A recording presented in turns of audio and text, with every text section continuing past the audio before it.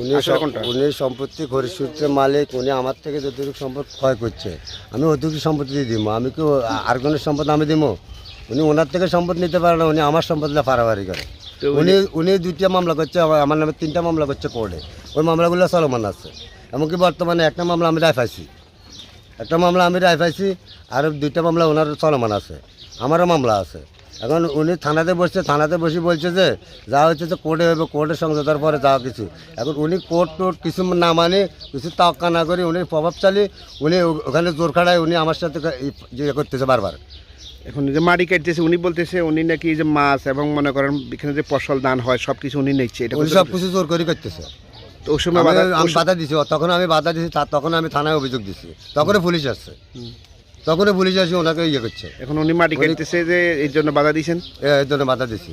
এই যে সে বলছে আমারে যে কোর্ট যেটা ফসলা করে আসে ওইটা ঠিক আছে না, কিন্তু উনি কোর্টও অমান্য করছে, থানাও অমান্য করছে। উনি টাকা আছে, পয়সা আছে, আমরা গরিব মানুষ, নিরীহ মানুষ, শুধু আমার সাথে না, এই এলাকার সবাই বহুত লোকের সাথে, তাদের সাথে এই ধরনের ইয়ে। আপনারা এই সম্পত্তিটা কি সূত্রে মালিক? আমরা ওয়ারিশ সূত্রে মালিক। আর উনি কি সূত্রে মালিক? উনি বলতেছে উনি কিনি মালিক হচ্ছে। কার থেকে কিনছে?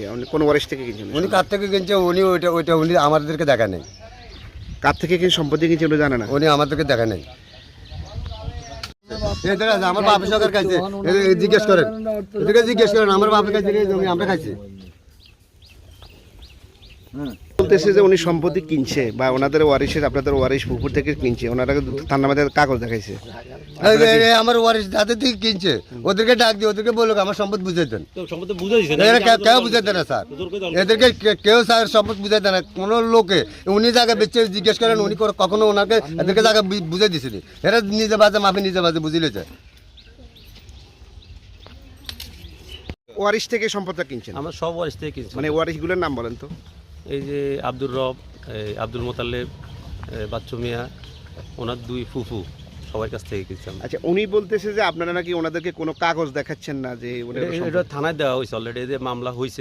ওনারা যে এটা পারিবারিক যে ওনাদের যে আপোষ বন্টকে যে এটা ইয়ে করছে, ওইখানে সবগুলো দলিলে দেওয়া হয়েছে। মানে আমরা যারা থেকে সম্পত্তি কিনছেন সবগুলো সাবকওয়ালা দলিল মামলা করছে দুনো পার্টি কোর্টে। এর ভিতরে ঘটনাটা কি? জায়গা জমিলে বেজাল এটা জানি, এতারা খায়, আবার হেতারা মামলা করছে, থানাতে বইছে, কয়েকবার করে বইছে, কোর্টে মামলা চলতে আছে দুনো পার্টির। আমরা এটুকু জানি। এমনি এই সম্পত্তিটা বর্তমানে মনে করেন কার কাছে সম্পত্তিটা দখলে আছে? দখলে তো আমার মালিকের কাছে আছে দখলে। এরা কি কখনো বাধা দিছে কিনা? মানে তারা বাধা দিচ্ছে, কয়েকবার বাধা দিছে। সত্য যেটা এটা বলুন, মিথ্যা কথা আমার দরকার আছে? আমি সাবেক কাউন্সিলর কামাল সাহেব, এটা সবাই জানে। আমি মিথ্যা আশ্রয় কিনে নিব? মানে বাধা দিছে, বাধা হচ্ছে এভাবে চলছে গানে যাত্রা বাড়ে। এই বিষয়টা আপনি কতটুকু জানেন? আসলে সম্পত্তিটার মালিক কারা, কিভাবে? সম্পত্তিটার মালিক ছিল যে তৎকালীন মুসা মিয়া, একজনের সাথে আমরা কথা বলছিলেন, ওনার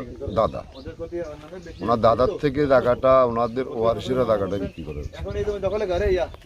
এখন জায়গাটা বিক্রি করা হয়েছে, এখন এরা যে থানাতে কয়েকবার বসছে, এখন আসলে এটার কাগজপত্র কি আসবে সবাই জায়গা জমির বল হইলো কাগজপত্র।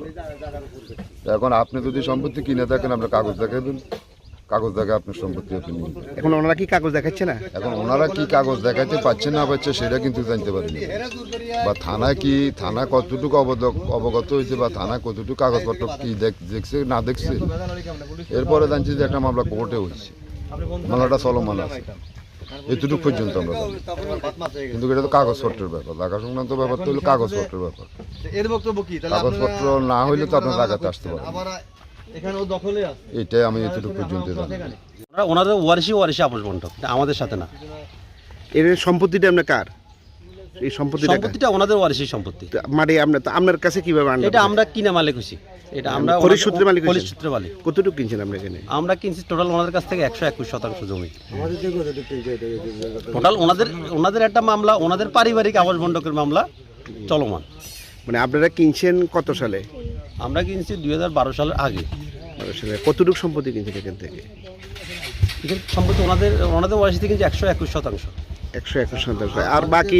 আর বাকি কতটুকু আছে এখানে? এখানে টোটাল সম্পত্তিটা কিনছেন আপনি? না, আরো অনেক সম্পত্তি আছে ওনাদের। মানে এই দাগের কতটুকু সম্পত্তি কিনছেন আপনি? এই 3 দাগ থেকে আমরা 121 কিনছি। 121। এখন কি এখানে 121 আছে? জি। তো 121-এর আলোকে কি আপনি মাটি কাটাইতেছেন? মাটি কাটা দিয়ে বলতে এটা আমরা ওই যে হালকা ওই যে এই জায়গাটা একটু উঁচু তো, হালকা কিছু মাটি নিচ্ছে, এই যে ওইখানে একটা গাছ পড়ে যাচ্ছে, ওই গোড়ায় পাড়ানো। এই বছর ধান বা এগুলো দানা আমরাই করছি।